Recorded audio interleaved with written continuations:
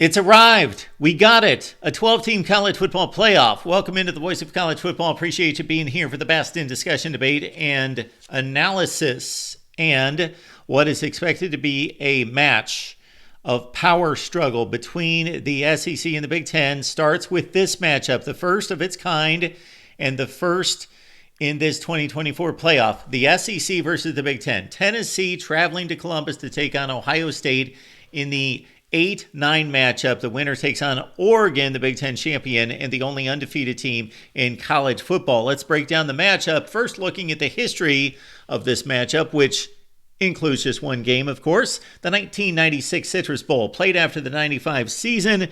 Two of the top 5 teams in the country, featuring two all-time greats, Peyton Manning, Eddie George. Tennessee won 20-14. The Buckeyes coughed it up inside the 25-yard line at the end of the game. Much is made this time of year every time Ohio State has to face an SEC team. It's an embarrassment to the school and maybe the most successful program in the history of the sport. 2-13 against the SEC. That's embarrassing. There's no way to explain it, no way to get around it. The Buckeyes have gotten bashed by the SEC on most occasions. Ryan Day can't do anything about that. He's more concerned with his 2024 edition. Can they get off the mat against their own embarrassment suffered at the hands of rival Michigan, losing 13-10 to a 7-5 football team? So a lot of psychological warfare going on in that locker room in Columbus and at the Woody Hayes Athletic Center. Let's size up the matchup, Ohio State and Tennessee. Here we go. Vols come in at 10-2. They were expected to be a college football playoff participant by most this year.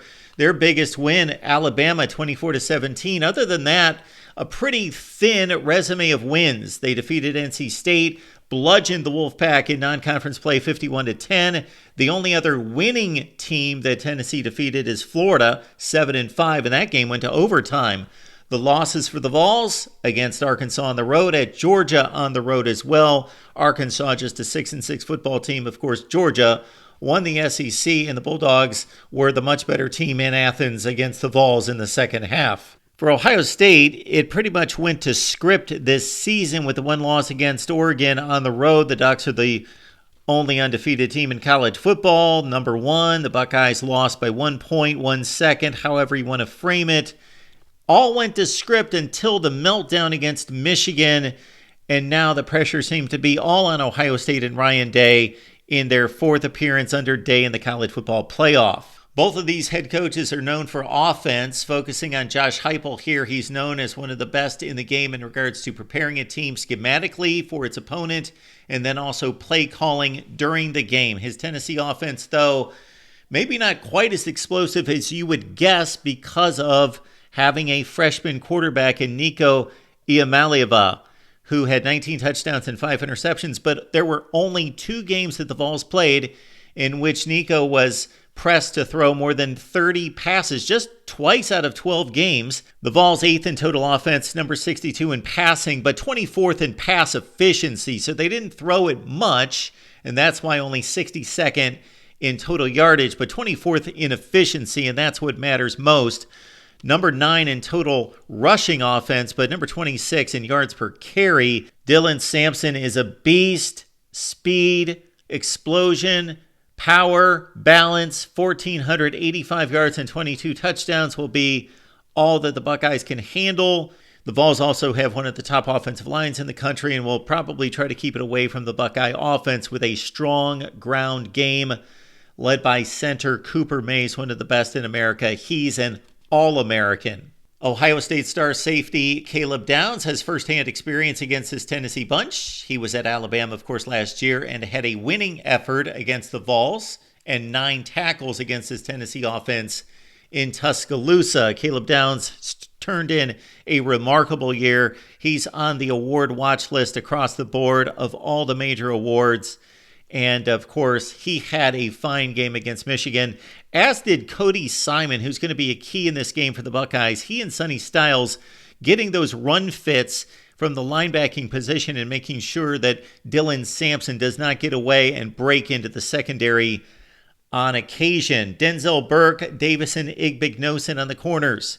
They are going to be tested by this Tennessee wide receiver core with Brew McCoy, Squirrel White, Chris Brazzell. Very good wide receiver core for Tennessee. And again, Josh Heupel knows how to get these guys open and create mismatches. And for an Ohio State defense that is number one in the nation in total defense, number one in scoring defense, and number one in the nation in giving up just 4 touchdown passes through the air, there are still question marks about Burke and Igbinosun at the corner positions. They got exposed, Burke in particular against Oregon. Then also on the edges for the Buckeyes with JT Tuimoloau and Jack Sawyer. They have not turned into the wrecking crew that they were supposed to be as 5 stars, but they're very solid, very good players with NFL futures. Will they be able to contain the edge where Dylan Sampson will look to bounce it wide and, of course, put that quarterback pressure on Nico Iamaleava? When Josh Heupel took over this Tennessee program from Jeremy Pruitt, he had much work to do, and most of that was on the defensive side. He immediately made an impact on the offensive side, locked in with Hendon Hooker at quarterback, and Tennessee had great offenses those first 2 years, prolific and efficient. Now the defense is catching up and has caught up and actually leads this team this year as Heupel has done a remarkable job through recruiting and development on that side of the ball. He's got a top 10 pick in James Pierce up front. Will Brooks and Tremont McCoy have combined for 7 interceptions. Do you hear that, Will Howard? Do not throw the ball in harm's way against this Tennessee defense that is 4th in the nation in total defense, number 4 in yards per play given up.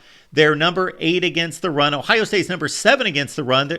When you look at the defensive numbers for these two teams, they're almost mirror images of each other. They're effective against both the run and the pass. If you saw the Ohio State-Michigan game or heard anything about it, you know that Ohio State's offensive line play was horrific, especially in the run game. They have to play better to make a deep playoff run or even beat this Vols team. They had a down game against Nebraska, lost Josh Simmons, their best offensive lineman, and now Seth McLaughlin, their center, who was a midseason All-America. He's also down. They both missed the Michigan game, and it showed. Ryan Day says, look at this statement right here, that adjustments will be made along the offensive line. They don't know exactly where or who, but it probably involves Luke Montgomery and Josh Padilla.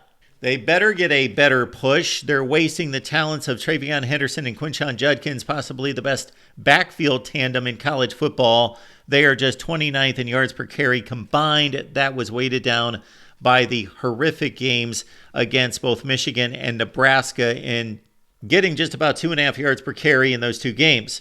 Ohio State might have the best wide receiver core in the nation with Emeka Egbuka, Jeremiah Smith, the prized freshman, and Carnell Tate, who's really coming on late in the season. Although he had a key drop against Michigan, this core received little action against Michigan, and of course, we all know that has to change. But that also deals with Will Howard. He's got to have his head screwed on straight in this game after suffering a meltdown against Michigan with 2 costly errors in that game. He's had an excellent season, but again, has picked the wrong times and the wrong spots to let down and not see defenders, i.e. the first quarter against Penn State as well. There's a reason Ohio State's a 7-point favorite in this game against Tennessee. They're the better team with the better talent, but Tennessee right now is playing more consistent football, and the Ohio State letdown, we don't know how they're going to rebound between the ears coming off the loss and the meltdown against Michigan. So this is on Ryan Day first and foremost, Chip Kelly as well, and how they collaborate on a game plan. It's up to Will Howard to execute, and then, of course, the offensive line for Ohio State. So more question marks for the Buckeyes, I believe, than for Tennessee, even though they've got the freshman quarterback, Nico Iamaleava. Tennessee, Ohio State, we will continue to cover it. We're 12 days away, and we will look at the other college football playoff matchups. Of course, I'll have my pick before the game, and of course, we're going to get more from the Ohio State side and the Tennessee side leading up into this matchup. We would love to see your comments down below. Please like the video and subscribe right here at the Voice of College Football.